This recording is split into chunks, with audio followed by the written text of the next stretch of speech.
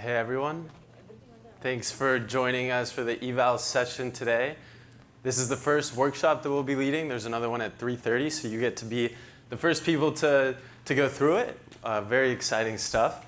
If you've gotten a chance to sign up for Braintrust, please do that now. If not, we also have some workshop materials and a Slack channel for you to follow along. In the Slack channel, we also sent out a poll.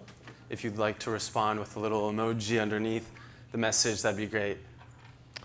In the Slack channel also, there is the workshop guide. So in case you're not able to get the QR code for whatever reason, go into the Slack channel and you'll be able to pull up that document.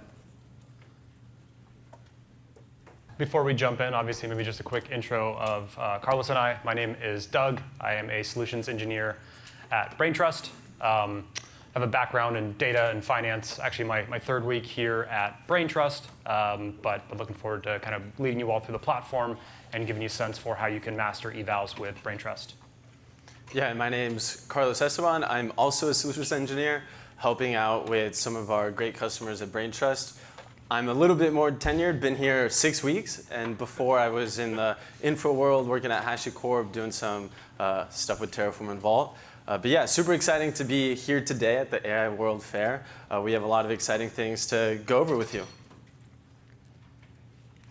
So just to go over the high-level agenda, we're going to be alternating between lectures with slides and hands-on activities. So we're going to start with understanding, why even eval, what is an eval, go over the different ingredients or components, if you will, there. Then we'll jump into the actual Braintrust UI. You'll go through some activity tasks there, and then move back into the lecture, talk about the SDK, how you can do the same thing via the SDK. It can be a bit more powerful in certain situations as well. Then go into production, like logging, so day 2 stuff. How are you observing your users interacting with your production app or production feature? And then finally, we're going to be incorporating some human in the loop, so trying to establish some ground truth for the ideal responses, improve your data sets, and overall improve the performance of your app. If you've gotten a chance to check out the poll in the Slack, feel free to submit a response. Really curious to see how everybody is currently evaluating your AI systems. Just as a question that I'm out of curiosity, if I could ask for a show of hands, how many people have seen Braintrust before, gone to braintrust.dev and interacted with it? Cool, that's great. So we have some pupils that have already gone and explored a little bit. That's exciting, and a lot of people that are brand new. So starting off with just an introduction. What are evals? How do you get started? First, I wanted to just show off some mentions of evals in the public space. You may recognize some of these names. They see the importance of evals, which may or not point you that this is something important that we should be thinking about when pushing changes into production, when we're developing these AI features. So why even do evals? Well, they help you answer questions. That's ultimately what they're for. What type of model should I use? What's the best cost for my use case? What's going to perform best in all of the edge cases that my users will be interacting with? Is it going to be consistent with my brand? Is it going to talk to the end customer, to the end user in the same voice that I would want a human? Am I improving the system over time? Am I able to catch bugs? Am I able to troubleshoot effectively? So all of this can be answered with the help of evals, which is what we'll be discussing today.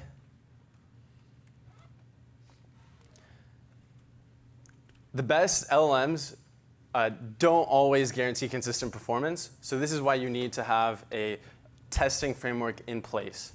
Right? We have hallucinations occurring at a pretty high rate.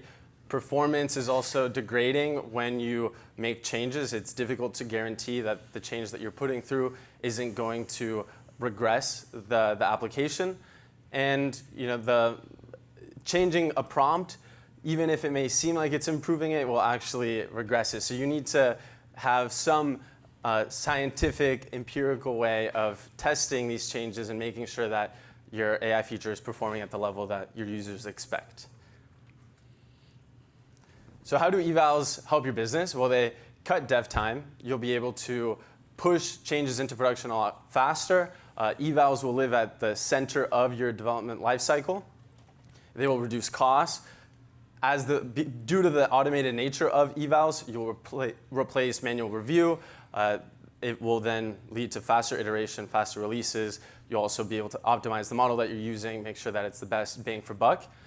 Your quality will go up, and you'll be able to scale your teams. It will enable non-technical users and technical users to also have a say in the prompt choice, in the model choice, and just the overall management of the performance in the production traffic. These are some of Braintrust's customer outcomes. So we've been able to help some of these great companies move a lot faster, increase their team productivity, and increase their AI product quality. So now moving into some of the core concepts of Braintrust. So we're really targeting three things. Prompt engineering, right? So we're thinking about how we're writing the prompts, what's the best way to provide context on our specific use case to the prompt so that we are optimizing its response, right? The middle piece, evals, are we measuring improvements? Are we measuring regressions? Is this being done in a statistical way that's easy to review, easy to understand? And then finally, AI observability. Are we capturing what's happening in production? Do we know if our users are happy with the outputs, unhappy? Are we able to prioritize certain responses so that we can keep iterating, keep improving? Great, so now moving to the eval section. So what is an eval? So the definition we've come up with is that it's a structured test that checks how well your AI systems perform. It helps you measure quality, reliability, and correctness across various scenarios.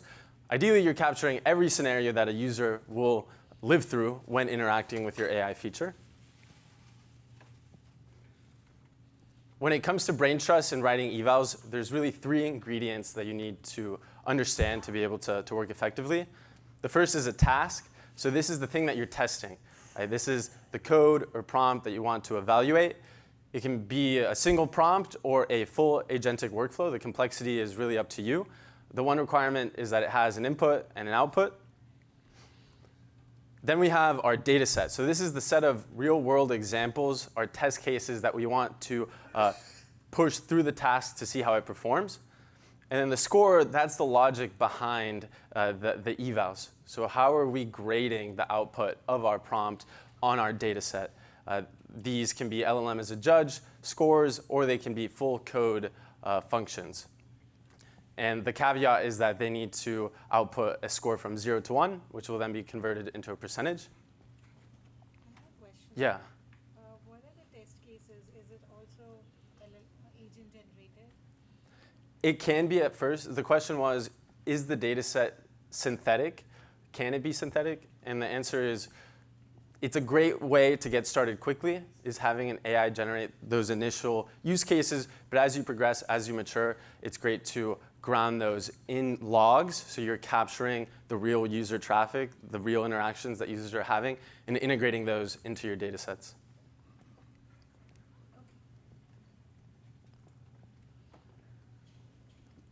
Great. So now I wanted to talk about offline evals and online evals. So there's two mental models to think through. Offline evals are what you're doing in development. Right? So this is the structured testing of the AI model, of the prompt that you are going to then eventually show off to customers in production. So this is for proactive identification of issues. Right? This is what we'll be doing today in the playground, in Braintrust, and also via the SDK. But then on the other side is online evals. So this is in production, real traffic is being captured and being measured. It's being graded just like your offline evals are being graded. And this is going to allow you to diagnose problems, monitor the overall performance, and capture user feedback in real time so that you can understand oh, this edge case isn't included in my data set. This is a weak point in my current AI product. I need to spend some time attacking it and improving it.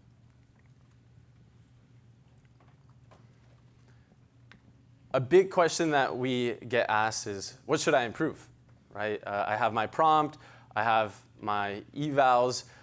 How do I know what's wrong? And I think this matrix really helps simplify this question. So if you have a good output from your own judgment, looking at what the LLM is giving you, and it's a high score, then great, right? You've verified yourself that the output is high quality, and also the scores, the evals, have also come to the same conclusion. If you think it's a good output, but it's a low score, then that's a signal that you need to improve your evals. Maybe the score isn't actually representing what a human would think, right? If it's a bad output but a high score, same thing, right? It doesn't match what a human would think looking at the output, so you need to improve your evals. And then finally, if it's a bad output and a low score, your evals are working correctly. That's good. And now you need to focus on improving your AI app. So I hope this helps explain how you should be thinking through your scores and what to tackle in which moment. So now we're going to zoom into each of those ingredients or components, starting off with the task. So as I mentioned, right, a task is really just an input and an output. It can be a single LLM call or a whole agentic workflow. It's really up to you what you want to test. So in this pattern, we're just going to be creating a simple prompt. This is what the activity today is going to encompass. And you can use dynamic templating with Mustache. So you can provide your dataset rows as part of the prompt, and that will be tested. And you'll get to see that in action soon. What if you have more than just a prompt? What if you have a multi-turn chat, a whole conversation that you want to evaluate? So you can do that in Braintrust today. You can provide the whole conversation as extra messages, so providing that whole chain of messages back and forth with the user and the assistant. You can include tool calls as well to simulate those tool calls and evaluate that big chunk, that context, that whole conversation at once. Tools are also something supported in Braintrust, so that's oftentimes something that your AI applications will leverage, talking to external services or grabbing information from somewhere else. So you can add tools to Braintrust and have the tool available for your prompt to use. And just to mention, that's great for RAG use cases. So I know that's a hot word right now. So if you have that in mind, Braintrust can handle it. We support tools. We support RAG. Agents, another hot word right now. So we also allow you to chain your prompts, right? So you can have 3 prompts chained together. The output of the first prompt will become the input of the next, and so on. So you can start testing end-to-end all these prompts back and forth, right? And do the same thing that you would with a single prompt. Great, so now moving into data sets. So this is the test cases, right? You're going to keep iterating over time, but initially maybe you're using something synthetic. There are 3 fields that you need to understand for a data set. Only one of them is required, though, and that's the input. So that is the prompt, the user-provided use case. The prompt that would be provided by the user would be the input. You could think of it that way. And then you have the expected column, which is optional, which is the anticipated output or the ideal response of that prompt. And then finally, you have your metadata, which can allow you to capture any additional information that you may want to associate to that specific row in the data set. Some tips for data sets is to start small and iterate. It doesn't need to be the largest data set of all time. It doesn't need to include all of your use cases, right?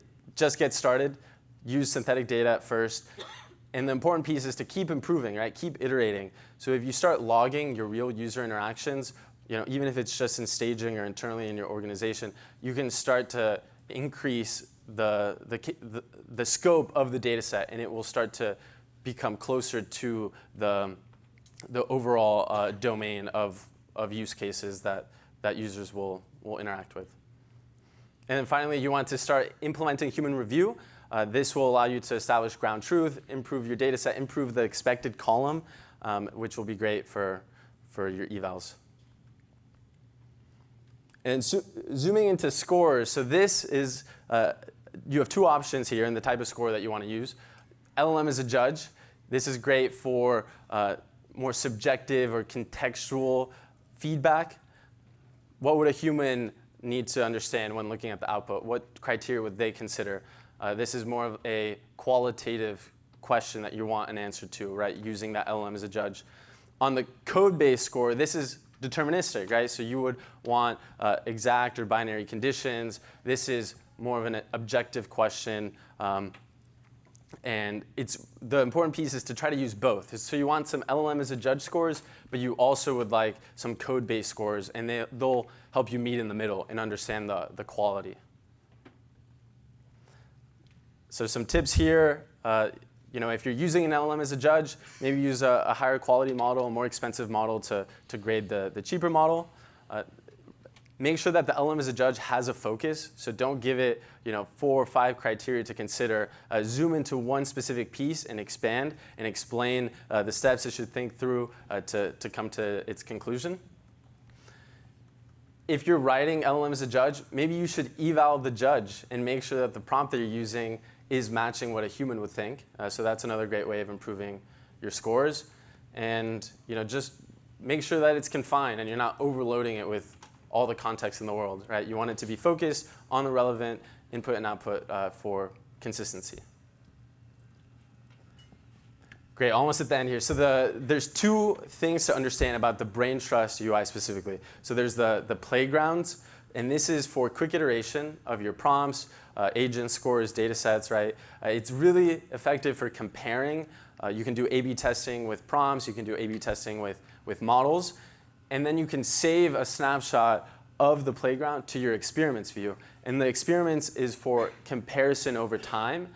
So you'll be able to track how your scores change over weeks, months, and everything that your team is doing across the UI, across the SDK, will also aggregate in the experiments view. So you can analyze everything and understand, okay, this new model came out today. How is it performing to the prompt from 2 weeks ago? Great, so now we've reached the first activity. So if you could please go to the activity document, and it will take you through the journey of running your first eval in the Braintrust UI. Please raise your hand if you have any questions or run into any issues. We'll be walking around and just making sure there's no blockers.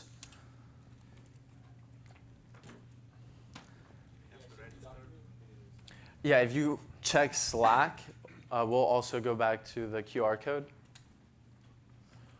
So did everybody have a chance to get these QR codes? The middle one is going to be the most important. This is where you're going to access the materials for the workshop.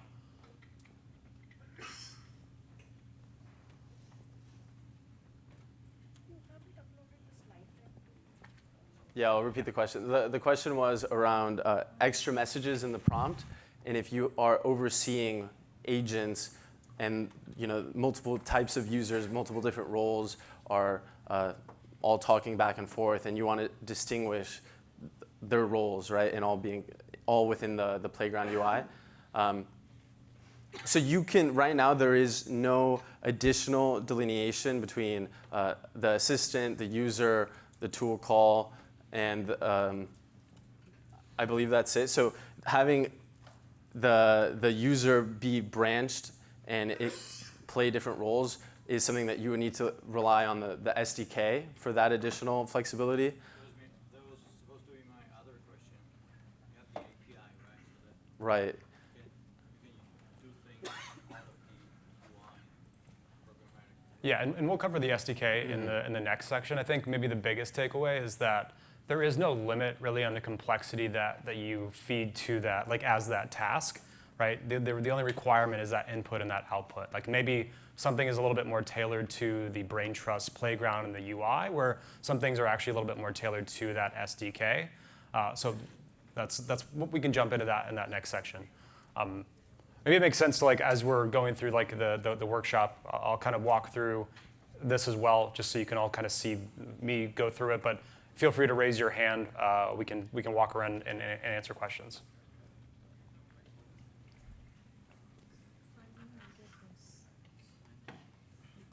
for Slack. Are you able to access the document via the? Is the slide deck's not public? Is that? Oh, that for the slide deck is this? Yeah, we've just, yeah, the question was, this is all in the UI, right? Is this, that's the only place we've been thus far, right? Just talking a little bit about the different components of the Braintrust platform. So let me walk through that, right? And give you a sense for what we just kind of showed to you in slides, right? So you can't access the slide deck? We can update that. Yeah. Yeah. Just let's kind of walk through this so we can get a sense for what we're building here. Some of the things that Carlos just walked through. I have a lot of this stuff already installed. I hope that you kind of walked through this, right? We need certain things on our system to actually go and run this. So we have Node, we have Git. We're going to sign up for a Braintrust account, creating a Braintrust org. Already done this, so I'm not going to kind of bore you through that step right there. This project, Unreleased AI, if you don't do that, you'll see 2 projects in your account, but just this is where we're going to actually create our prompts and our scores and our data set from the repo that we're going to clone into our local machine. Part of this demo requires an OpenAI API key. That's just what we're using under the hood. That's certainly not a limitation of Braintrust. You can use, and maybe just to kind of highlight something here, you can use really any AI provider out there. So if you've gone into Braintrust account, you've probably seen this. You've entered your OpenAI API key here. This is what is going to allow you to run those prompts in the playground. You can see you have access to many other providers. You have access to cloud providers like Bedrock and so on, and then you can even use your own custom provider. But for this workshop right now, we are using OpenAI.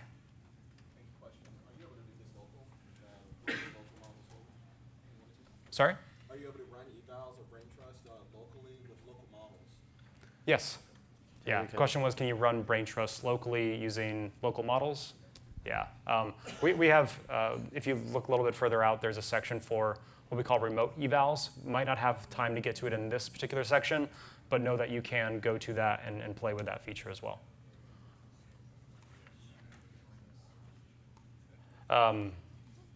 Sorry, coming back down here.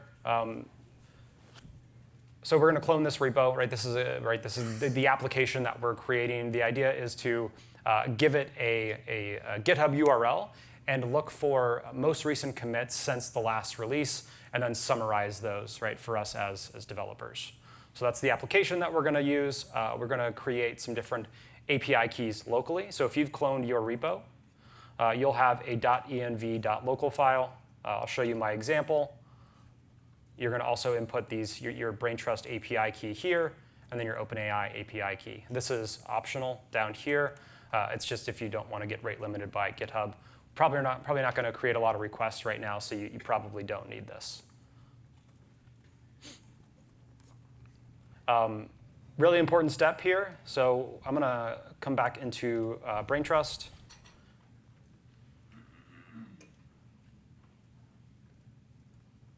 So as part of our install, we're actually going to go create some of these resources within our Braintrust project that we just created. So I'm going to run pnpm install. This will actually go push some of these resources, and you'll find these in the Braintrust folder, the resources, and we'll jump into that, but just wanted to highlight that. So now if I look back into my project, I should see that unreleased AI and the different things that we've created. We have 2 different prompts now, right? These are the prompts that we used to generate the changelog, as well as the test cases, the data set that we'll use as part of this. Yeah? Real quick, can you make the font a little bit bigger? Yeah, of course. Code or here within the doc? Both? Yeah.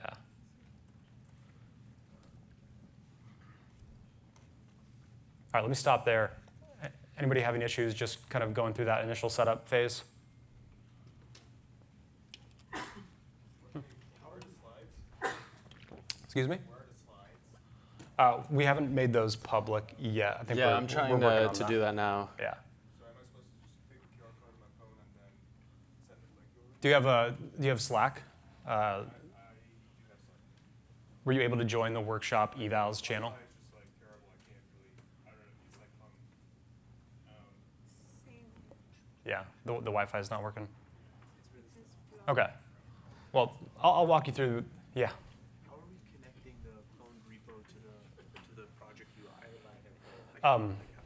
Yeah, so when we ran pnpm install, we ran a script in the background called just Braintrust push.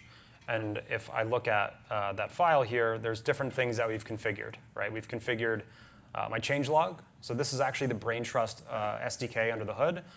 This is where we're creating that prompt in that project unreleased AI.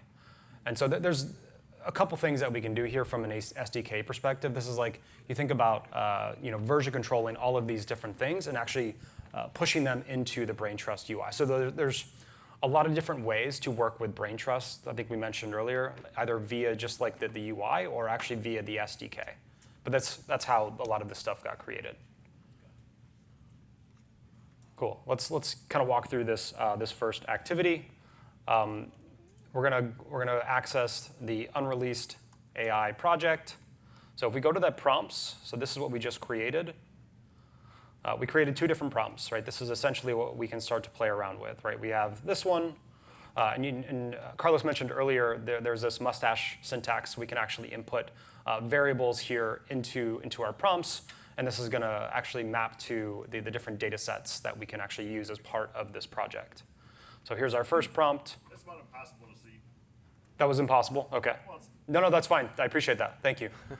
and the lighting is hard. So. Yeah. Oh, maybe we can, Change the appearance to light mode, or no? yeah, where's that? With the user appearance. How's that? It's Thank you. daytime. No, I appreciate that. How's this?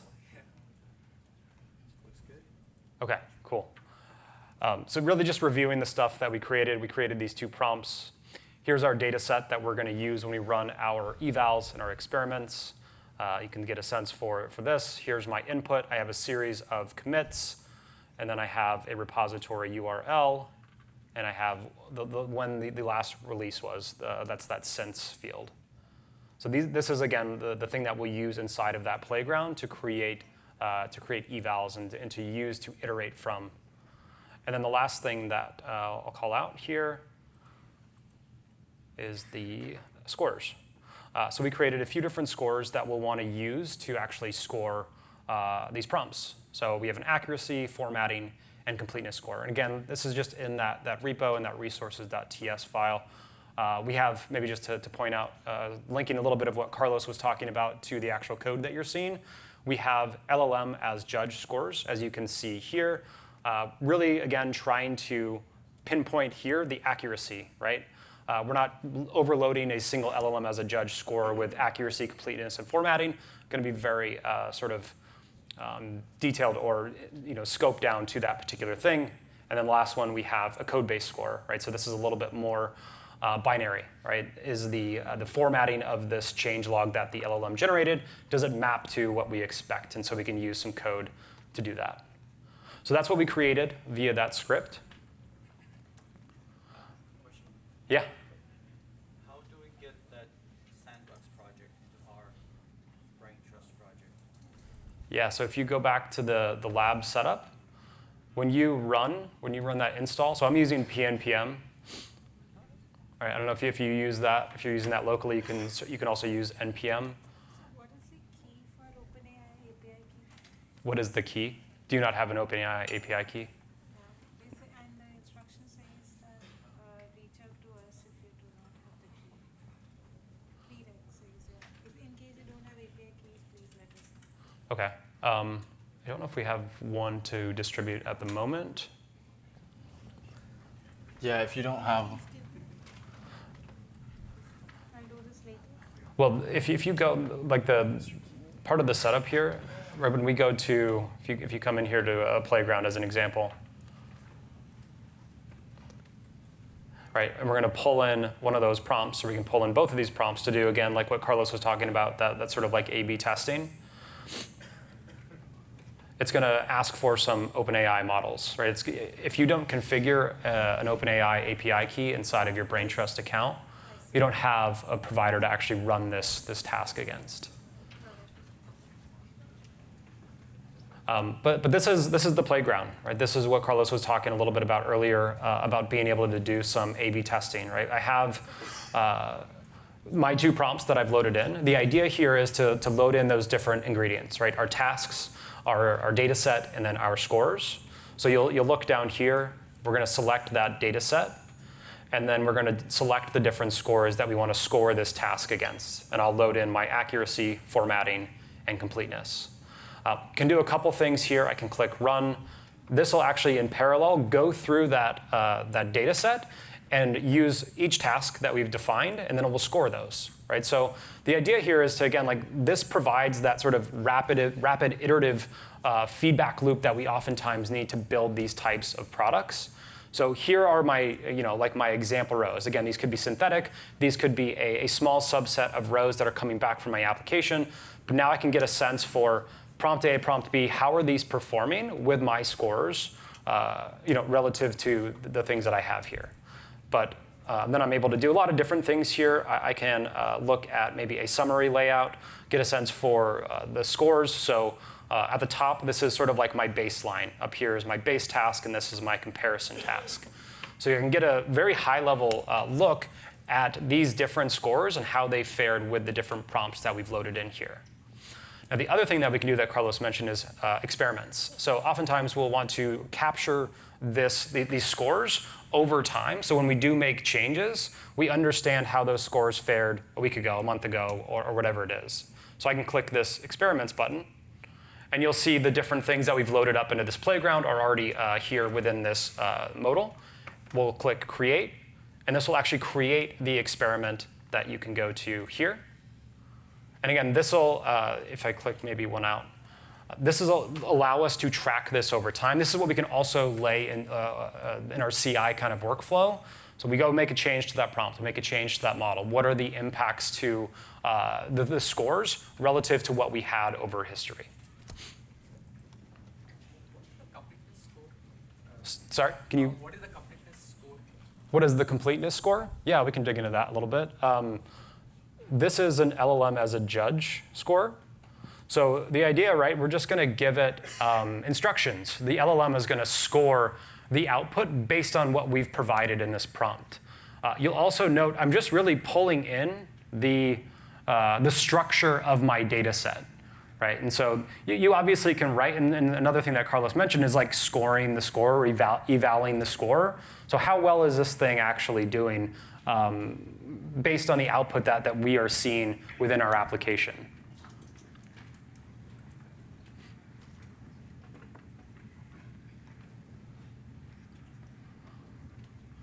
Okay, that's really activity 1, right? It's reviewing some of that stuff, and then it's creating that playground and showing you all like the sort of way that we can iterate here within Braintrust to create better AI or Gen AI products, right? Like this allows me to now, well, okay, so maybe this isn't the right model. Maybe if I do, maybe I want to see this new GPT model, I can run this, and now I can see how the model changed for that particular score. How the scores change when I change the underlying model, right? But now I have you have like all of these different inputs that could happen to these applications. It's a way for us to track and understand when I do go and tweak this thing, there's actual data behind it, right? This isn't like vibe check. This isn't, yep, I think that looks good. I looked at this row. It seems like it's better output. This is data behind it, and we can actually understand as we tweak that prompt, tweak that model, how does that impact our scoring? And then again, you can like overlay this within CI and so on. Question? Yeah. Well, I pulled the project down, and I have the Braintrust account, the OpenAI key and everything. Just don't know where should I be right now. How do I get the GitHub project that is on my machine to the? Yeah. Okay. So you cloned the repo. Yeah. And can we get a sense of where people are? Yeah. Please. We can back up considerably. I can just with you we can fix this. You've cloned the repo, correct? Yeah. Okay. In your .env.local, do you have a .env.local file? I should have, yeah. There is a .env.local.example file, so you can copy that into the .env.local. Those are the keys that we want to fill in. Have you filled those in? No, I did not. Okay. So if you haven't within your Braintrust org created an API key, Do all of the people already did that? I mean, am I the only one? I'm guessing no. Yeah, I don't think so. I think the internet connection is probably the biggest thing we're fighting here. Yeah. Luckily, all the instructions will be available after the workshop. Same with the slides. I'm about to share the slide link. So tough to update with the connection, but at least seeing Doug go through the same process will give you an understanding of what we were hoping you'd have that hands-on experience doing.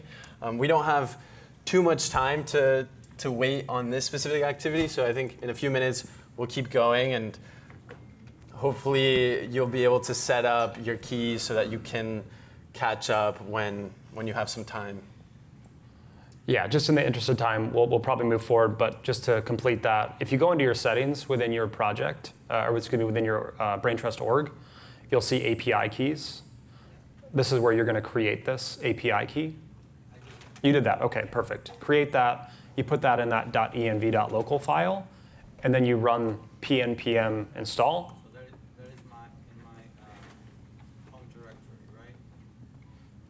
right? It's wherever you cloned that repo. Yeah. So at the root of that, you put the Braintrust API key in your .env.local file, and you should have a spot for it already if you're using sort of the template from the example. And then when you run pnpm install, again, just to highlight this, it's actually running this command, Braintrust push. So we're taking the resources that we've configured in our project and is pushing it via our API key to the Braintrust org. Cool.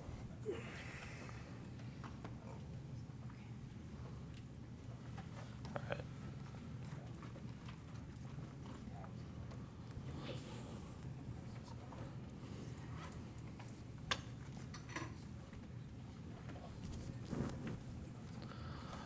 Maybe going forward a little bit here to talk about the flip side of this, right? We've been kind of in the UI for the most part in our playground, doing that iteration, changing prompts, changing models, and so on. I think it's important to understand that we can do a lot of this via the SDK as well. We also have a Python SDK, if that's the kind of flavor you're most used to using, or the language. But that top portion here is essentially what we did, right? In that install, that post-install script. We defined our assets in code. We defined scores. We defined prompts. We defined a data set even. And then we pushed that into our Braintrust org. The benefit here is that, again, we can use our repo, right? We can leverage version control to ensure that the things that we want to change are actually version controlled alongside of everything else that we're building within that application. So there are really two modes to actually work with the Braintrust platform. It's its UI or its SDK. Again, there's really no limits that we place on the user of the platform. It's going to cater to maybe a different persona, a different use case, but you can use kind of both of these different things. The other thing that we haven't done yet, that we did within the playground when we ran that experiment, we ran those evals, right? We actually evaluated the task against the data set with our scores. You can also define evals in code, right? You can define the evals within your repo. And a very similar command, Braintrust eval, now we can push that up to the Braintrust platform and essentially run that same thing. Track it in that experiments. I have now an understanding over time how my evals are performing as I go and change things, all those different things. A little bit more insight here you probably saw with some of that code. This is the command we're going to run Braintrust push. And you essentially give it either the name of a file that have evals in it, or you can give it the name of a folder as long as your files have .eval.ts as their naming convention. And we're just going to go run those evals in that parallel fashion that you saw within the UI. A couple things maybe I mentioned earlier, but just important to highlight. You should do this when you want source-controlled prompt versioning. You want consistent usage across your different environments. And you also want to leverage online scoring. Mentioned this, obviously, the .eval.ts, that's essentially what the SDK is looking for when we go and run those evals. It makes it really easy to run a larger subset of those without specifying each single file that you want to go run those evals for. But you can see, and let me jump into the actual activity, you can see the eval that we've created. It's what we've been talking about, right? The 3 ingredients that we need. We need that task, we need that data set, and then we need at least one score there as well. How do you bootstrap a data set, like with multiple examples? Is there human feedback and loop, or is an LLM being used to create the data set as well? Yeah, so the question was like, how do you bootstrap a data set? I think it's a good question. I think you could certainly start with synthetic data, or you could even start with, you release a feature, right? You're gonna start logging that feature. This is another thing that we haven't yet covered, but you can actually use the logs from that to add to the data set. So now you have actual real life data. The thing to not do is wait until you have 100, 200, like you have this golden data set. If you think back to that matrix that Carlos was showing, there are the different ways in which we could start to think about improving the application based on what we observe. So start with something small, and again, it could be synthetic, but then you can, once you start to evaluate it, then you have different inputs on what you need to do to go and improve a score or improve the application. But it's really, I think, maybe up to you. The best practice, or the thing that I would think about, is like don't stop yourself because you only have a small subset of data.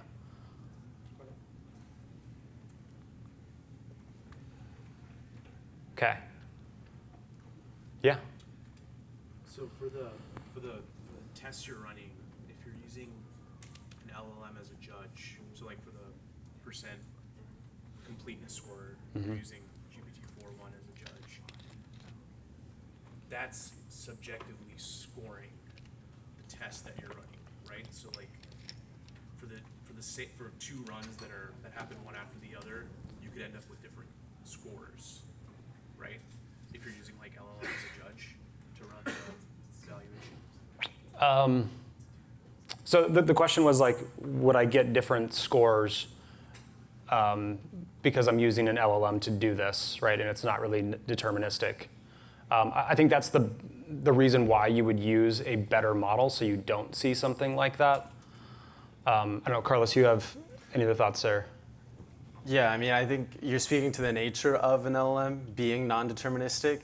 So yes, there may be some variability.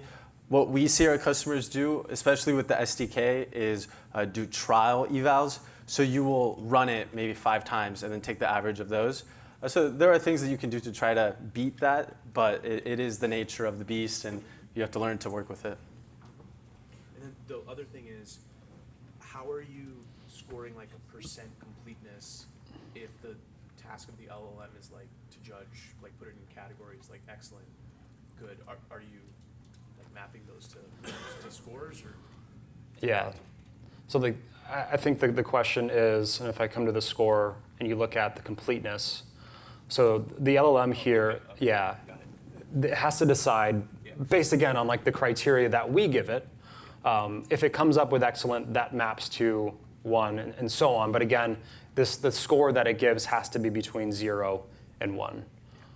Yeah. It's really helpful when you're using an LLM as a judge to go through the Braintrust logs and read the rationale. So it will explain why it chose 100% or 75%. And you can use that to tune the LLM as a judge and improve it. It likely will not, you don't want it to say 100% for everything, right? If that's the case, you need to improve your evals. And even if it's saying 30% for everything, it doesn't necessarily mean that it's performing horribly. What really matters is the baseline that you're comparing it to. How did it perform yesterday on these scores on this data set? You shouldn't be comparing just, it needs to be 80%. Not necessarily. It matters what happened yesterday, what you're comparing to previously. Yeah, and this is where it becomes really beneficial to be able to actually drill into what happened within that task. So being able to not only understand the calls that the LLM makes, the tools that it invokes, but actually drilling into those scores that we're using. And then like Carlos mentioned, what is the rationale that it gave to give it a good score here. Does that make sense? This becomes, again, another way of like, this is the human review portion or part of building a Gen AI app. Yeah. Does Braintree offer any kind of like optimization or prompt optimization features? So assuming you have your eval down, you got tons of different like, data points to test from. Can you kind of use Braintree to optimize the prompt itself?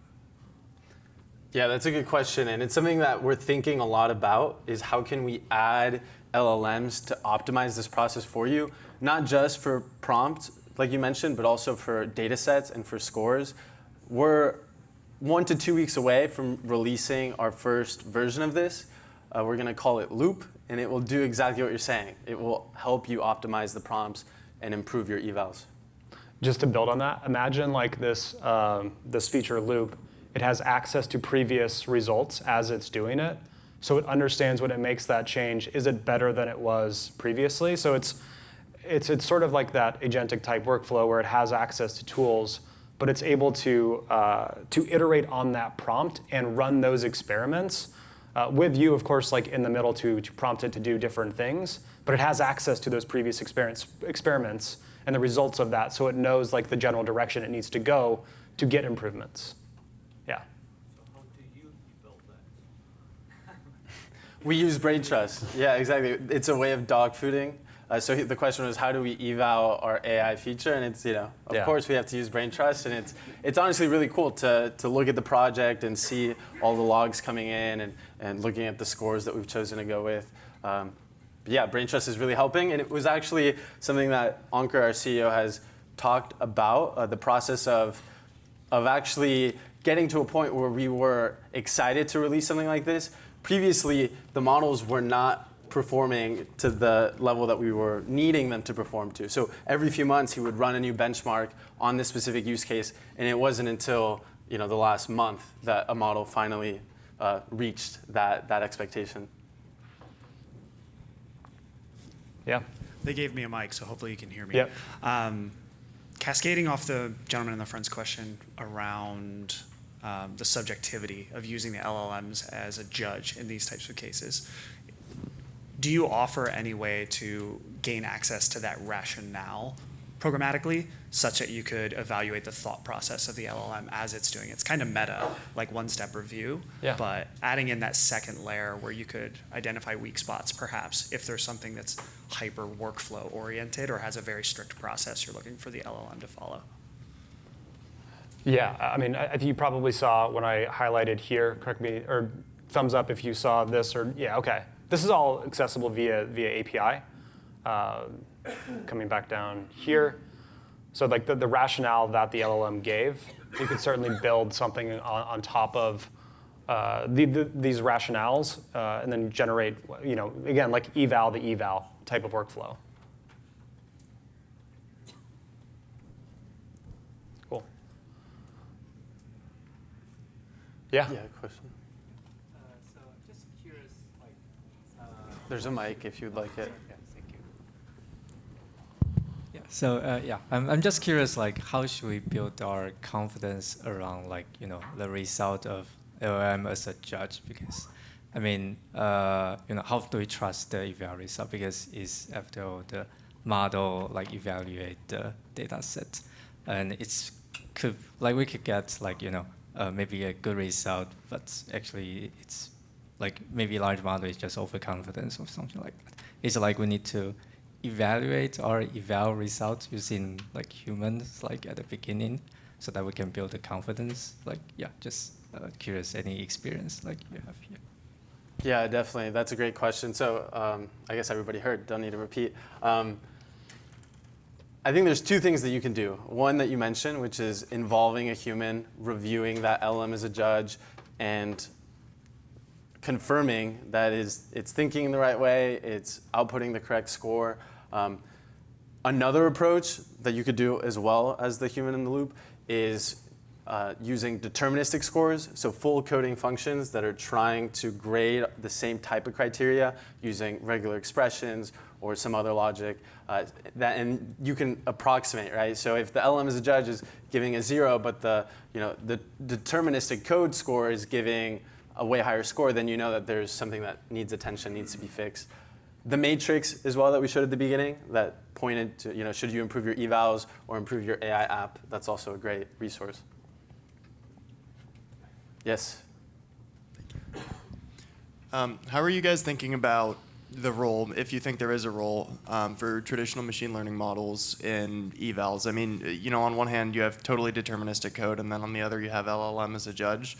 Do you think there's kind of a middle ground for things like intent classification models, entity recognition, sentiment classification, and clustering, and kind of more traditional machine learning approaches that kind of sit somewhere in between, the totally deterministic versus totally non-deterministic spectrum of code versus LLMs? Like, do you think that there's a role for those type of models, and what do you think that looks like?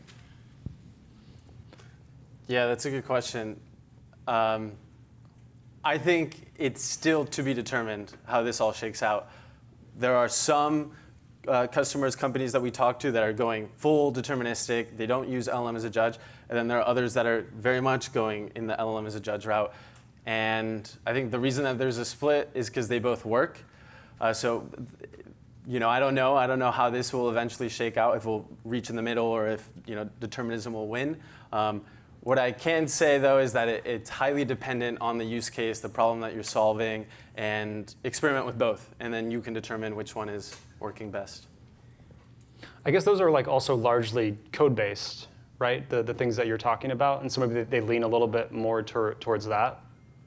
Yeah, I mean, I'd say there's still kind of neural approaches Mm-hmm. are still not entirely deterministic, but thank you.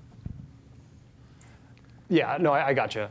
It's sort of like that middle ground. Yeah, I don't have a great answer for you. I do think using Braintrust, you do have the ability to at least configure both of these, the LM as a judge and then the scorer. And then you can, again, using the human review process, find the ones that actually map to the right output the best. And then that's how you start to build your application. But it's a really good question. Thank you. How's the activity going? I know we are getting, last 25 minutes of the session. We still have 2 more little slide chunks to go through. So maybe in 2 minutes or now we could move to the slides and then keep it going. Again, this will all be available after, so feel free to keep working on it. Yeah, maybe just really quick, we could run the eval. Just from here, you could see we're actually going to take the eval defined here, right? So we have our task, we have our scores, then we have our data set, essentially what we just did within the UI, pushing that into the Braintrust platform, and then you can even see this is where it's running right now. So again, being able to do these in a couple different ways, either via the SDK or from the playground itself.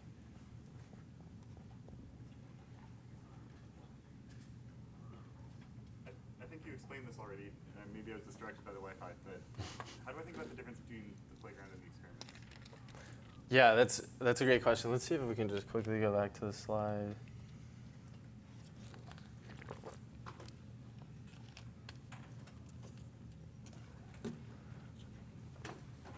Playground you could think of as quick iteration.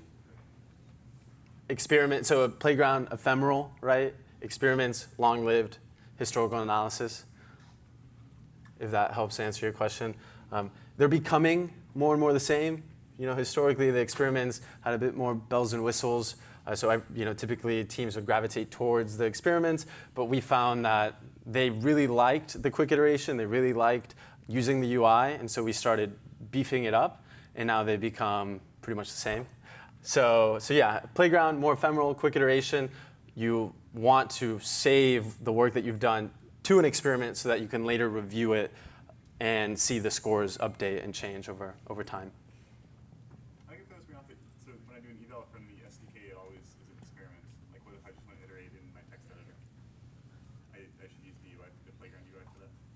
Yes, and remote evals, which will allow you to define via the SDK the eval, but then expose it into the playground So it's like the bonus activity in the document at the very end. So maybe you should check that out. And we won't have time in this session, but if you come to the one at 3:30, we will. Any other questions? Okay, cool. So moving into lecture 3. So this is, once you've finished development, it's reaching customers, you're in production, right? Now what do you do? Well, the important thing is logging. You want some observability. You want to understand what's going on. How are they using it? Are there any gaps? Are they unhappy? It can help you debug a lot faster. It can allow you to measure quality instantly on that live traffic. You can turn those production traces, what you're logging, you can turn it into a data set and bring it back into the playground, keep improving the prompt. And it allows a lot of non-technical people to understand what the end user is thinking. So you can close this feedback loop. We have a lot of PMs, SMEs using Braintrust and going through the logs and looking at that user feedback to understand what gaps and improvements may exist. So how do you log into Braintrust? Well, this is done via the SDK, right? It needs to plug into your production code. So these are some of the steps here, the tools that you can use. So you need to initialize a logger that will authenticate into Braintrust. It will connect it to a project. So now your logs will go to a specific project in Braintrust. Some great ways to get started with really one line of code is to wrap your LLM client. So you can use wrap OpenAI around that LLM client, and now any communication will get logged with your prompt, response, also metrics. So how many tokens were sent back and forth, the latency, all errors, everything, just by adding that wrap OpenAI. You can do the same with Vercel AI SDK, or you could use OTel. So we also integrate with OTel. So if you want to go that route, it's also available. If you want to log and trace arbitrary functions, we also support that. You can just use a trace decorator around the function. Really helpful for keeping track of any functions that are helpful to understand and keep track of. And then if you need to add additional information like metadata, you can use span.log. So it's very capable, very flexible, but there's still these one-line code ways to get started.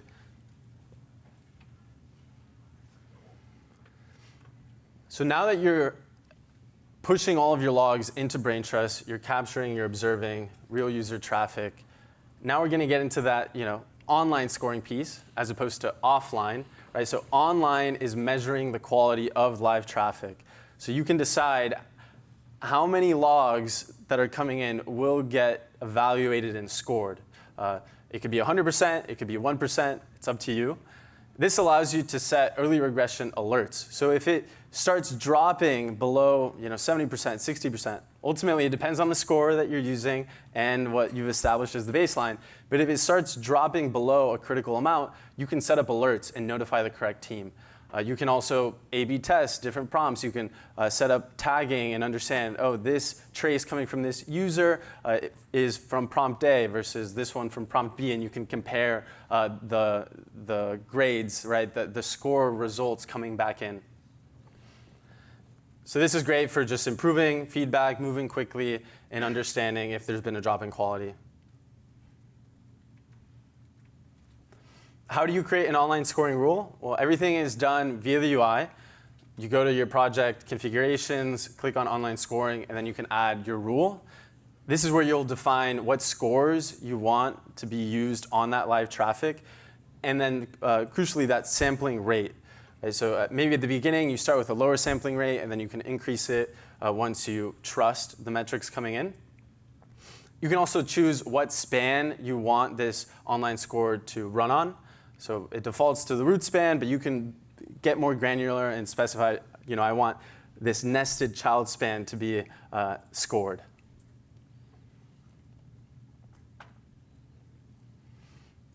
Once you start collecting these logs, collecting these online scores, oftentimes teams want to view them in interesting ways and customize the lenses on those logs. So that's where custom views come in.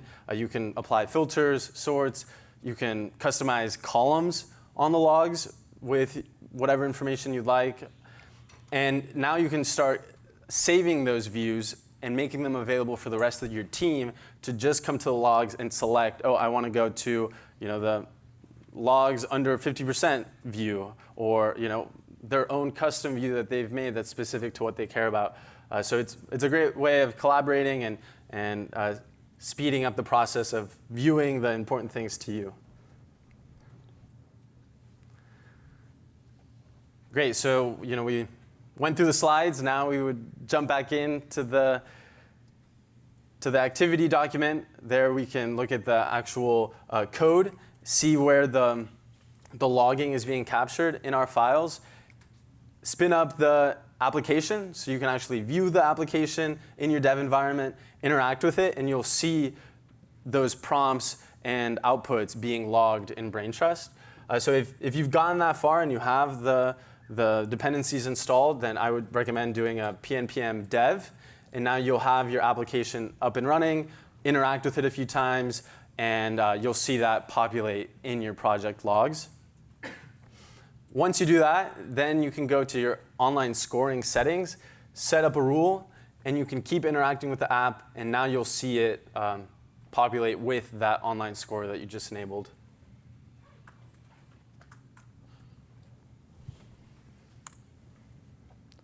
Maybe a quick example for those that are still having sort of Wi-Fi issues. Come back down here.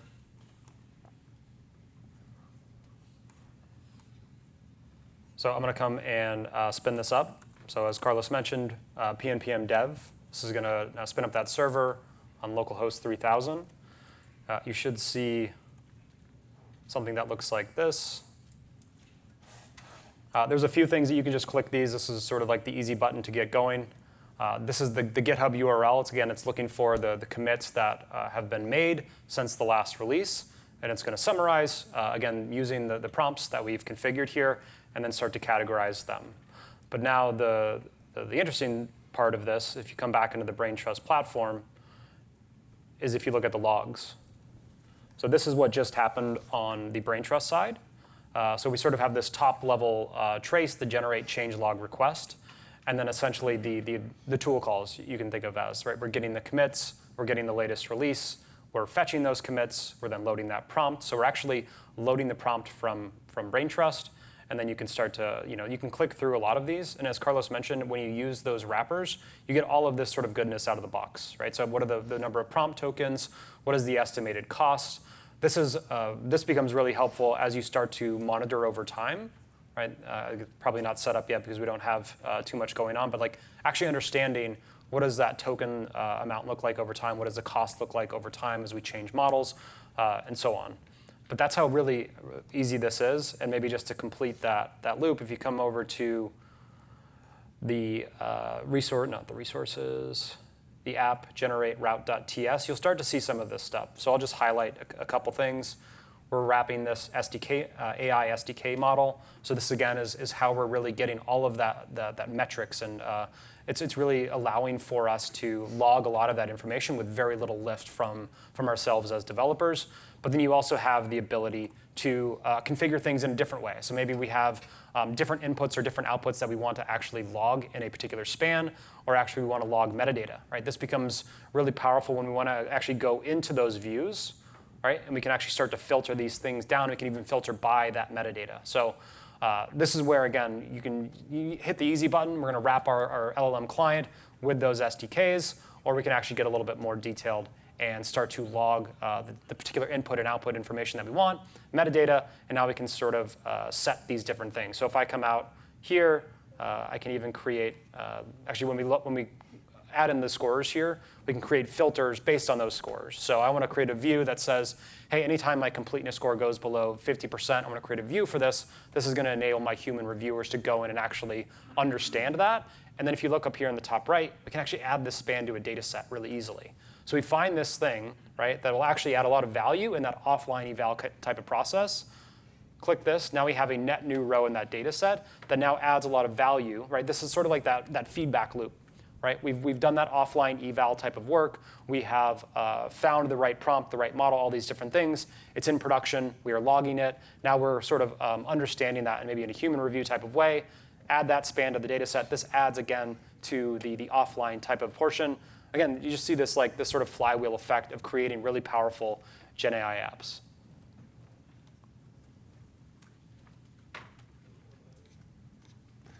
Yes. Is there an eval score generated for this online log as well? Like as we ran it, is there an eval score created for it? And do we add it to the dataset based on if the eval score is good, because we don't want like bad examples in the dataset?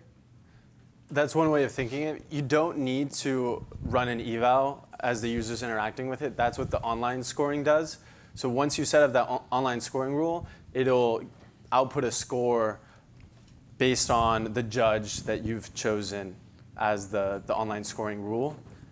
And exactly what you said, right? You could either filter it and select the good responses, add those to a data set, or vice versa, select the bad responses and understand why are they bad, how do I improve them, make them better.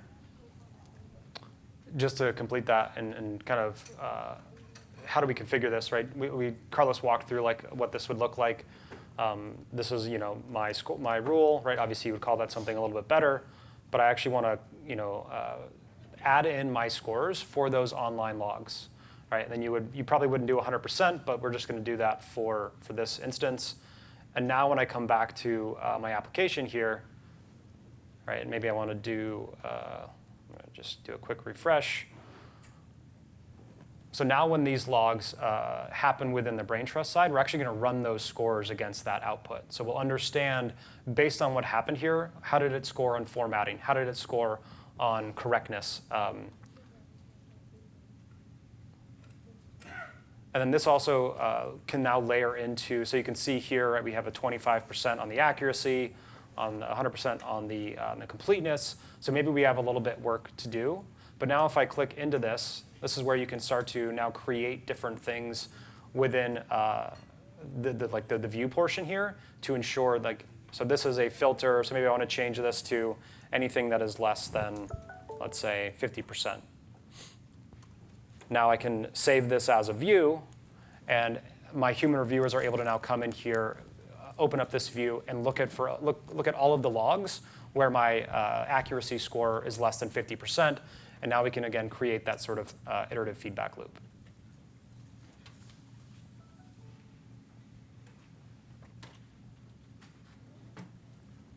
Any questions on this section?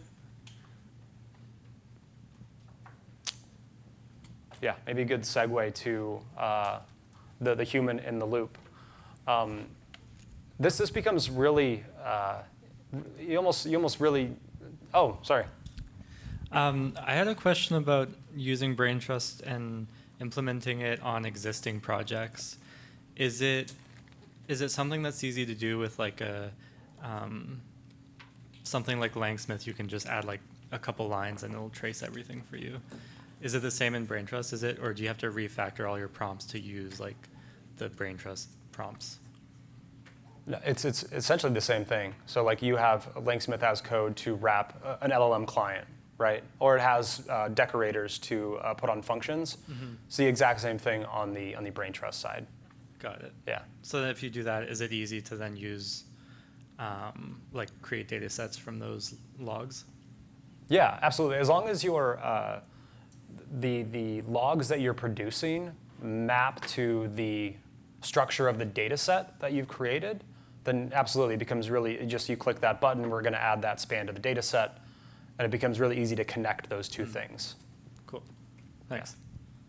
Yeah, of course. Yeah, good question.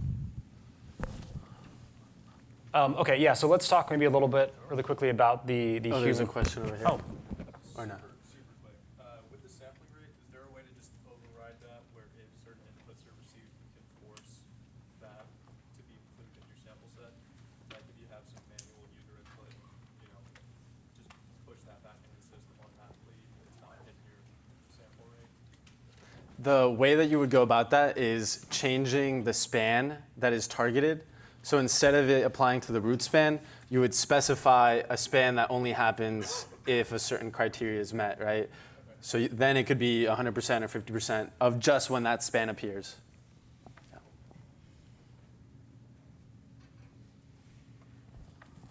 Okay, so yeah, this is where we could bring sort of like the human in the loop type of workflow. This is where we want to actually maybe bring in subject matter experts. And Carlos mentioned like product managers, maybe SMEs. We also have doctors coming into the platform and actually evaluating some of this stuff, right? These are the people that actually understand whether or not that output that's created by that large language model is valid, is good, right? And this is a really powerful thing to have as part of the process to building really powerful AI applications. We can catch hallucinations.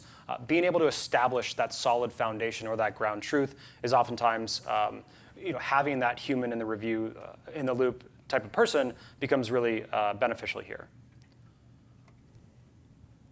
So why does this matter? Excuse me. It's really critical for quality and reliability. Like we were just talking about, like with LLMs and being able to trust whether or not they can do the same thing over and over again. It's non-deterministic. Automations can miss that nuance, right? We want to be able to sort of apply that human type of review to the things that we're doing on the AI side with the LLM as a judge type scorer. We also want to help you make sure the final product meets the actual expectations of the user, right? So the user is going to have a much better understanding of how to, or like what the final output should be. So having that person in the loop to look at those outputs becomes really powerful to ensuring that you build really strong Gen AI applications. Two types of human in the loop. There is the human review. So this is where these people are actually going to go into the Braintrust platform and actually manually label, score, and audit those interactions that the user had with the AI application.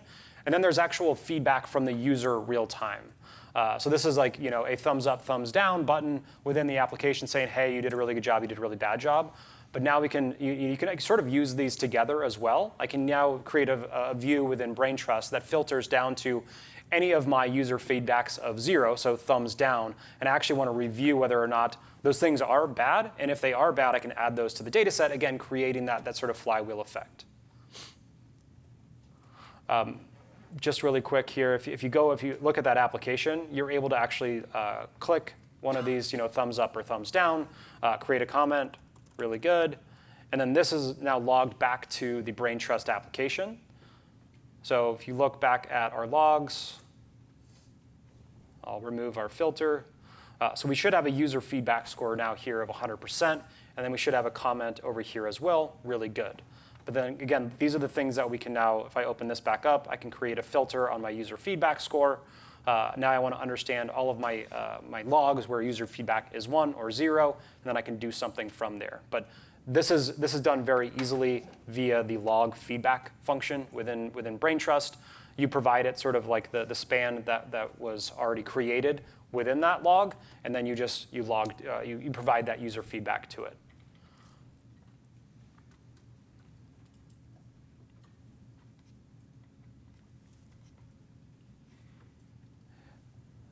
You can also enter really quickly here in the platform. You can enter human review mode. So this is a way in which it's sort of hiding away some of the different, some fields that may not be really relevant for those people that are coming in and doing human review.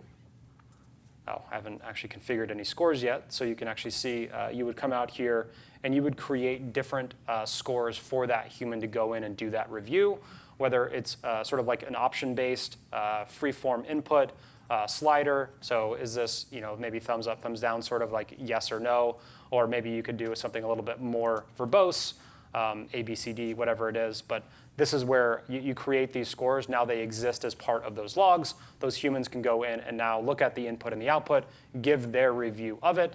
Again, adding to that flywheel effect that we need to create. Yeah, I wanted to add there as well. This is really helpful for evaluating your LLM as a judge.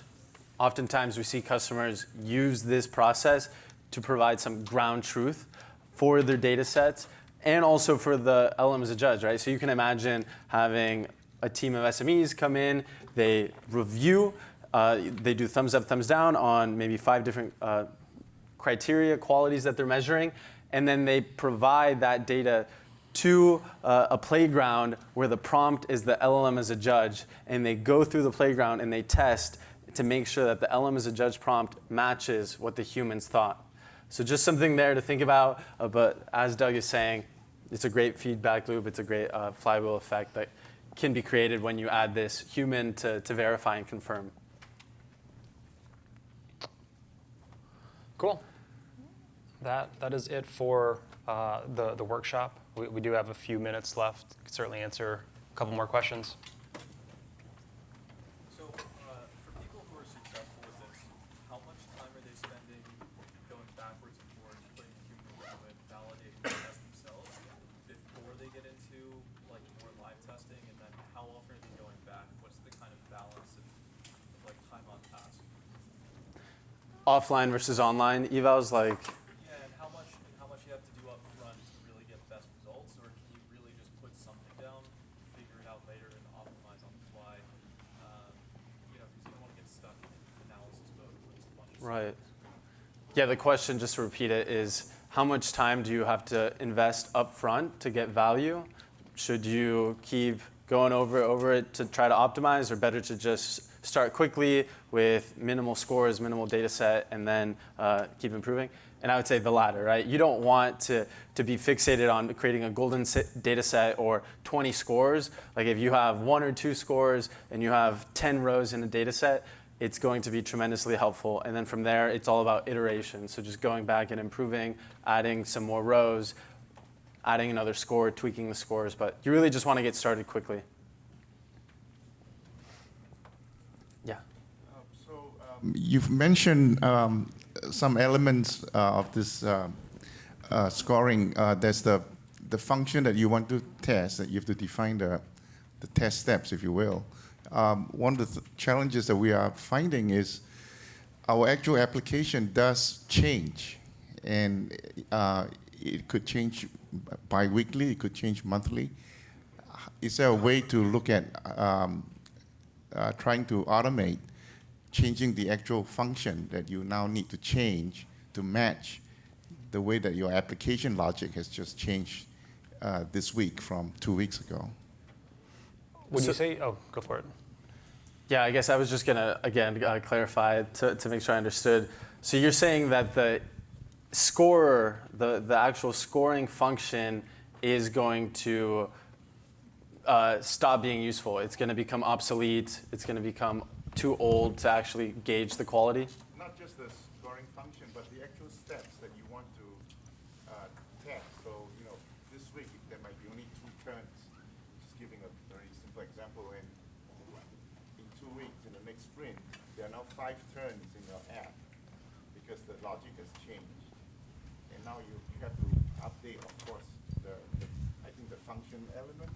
There's probably no way around it. I'm just curious about whether you guys have thoughts about how that could be improved or made easier. Well, I think your task will always change, right? The thing that we're trying to build, Yes. that's where Braintrust helps, because we're going to understand when we do go make that change. Yes. We actually understand whether or not that change improved our application or regressed it. So we're not going to say stop making changes to the underlying. Yes. Yes, no, I understand that. So it is inevitable that the application is going to be changing.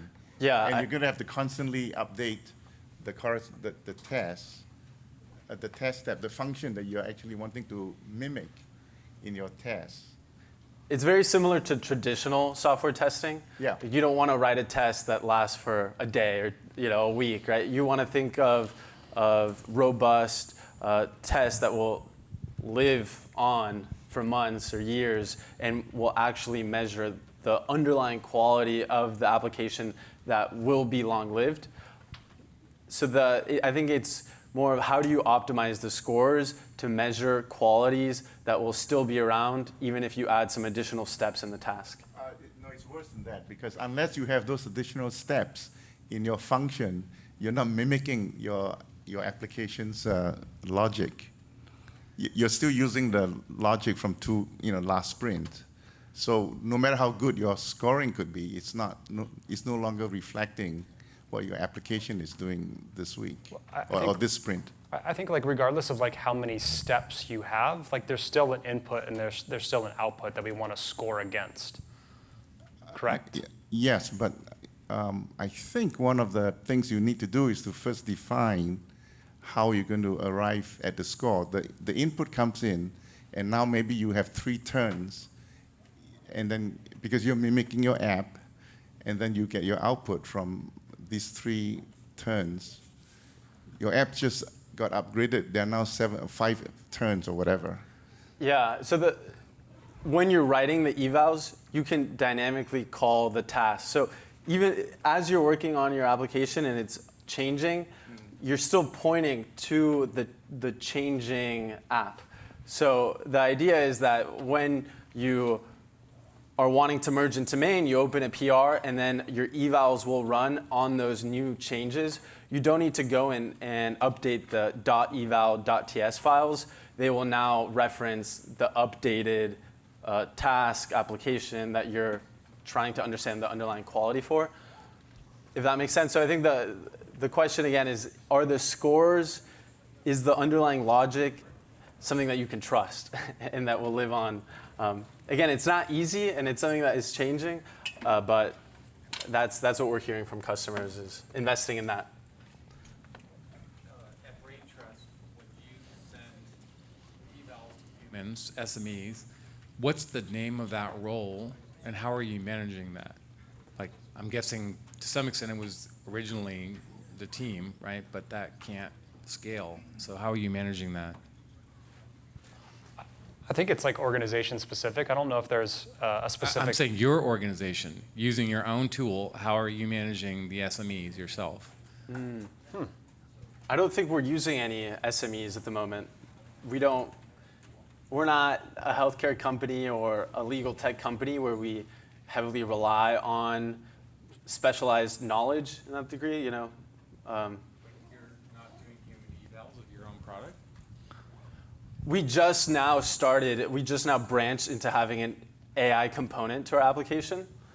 So we haven't needed to go there just yet. But we talk to a lot of customers that are working in those specific industries with those use cases, and they will sometimes hire external services that will do the annotations for them, or they'll bring them into Braintrust, and they'll be using the platform just to review. So they have a specific role within Braintrust, and there's a specific view that they would operate in that's just for annotation. Yeah. Great. Yeah. Another question over here. I was just curious that because we're using out-of-the-box AI models here and are not really fine-tuning the models as the application progresses, do we have a way to do some few short example prompting from the data set and the eval scores that we are already using? So is there some feature like that where I can use the data sets or the online logs that are added to the data sets? If the eval score is good, use it as an example for future prompts to just make the prompt better because the models are out of the box. Yeah, so question around few shot prompting, providing examples to the prompt of the ideal response. That's something that you can do today within the data set. In the metadata column is where you can provide the few shot examples that you want for each row. And then when you're running that eval or messing around in the playground, it'll reference the few shots in the metadata. Got it. But what about the online testing stuff, right? Or the online logs, whatever you call it. Like when users are actually using the application and it's hitting the prompt, can the prompt real time use those examples from the data sets as well?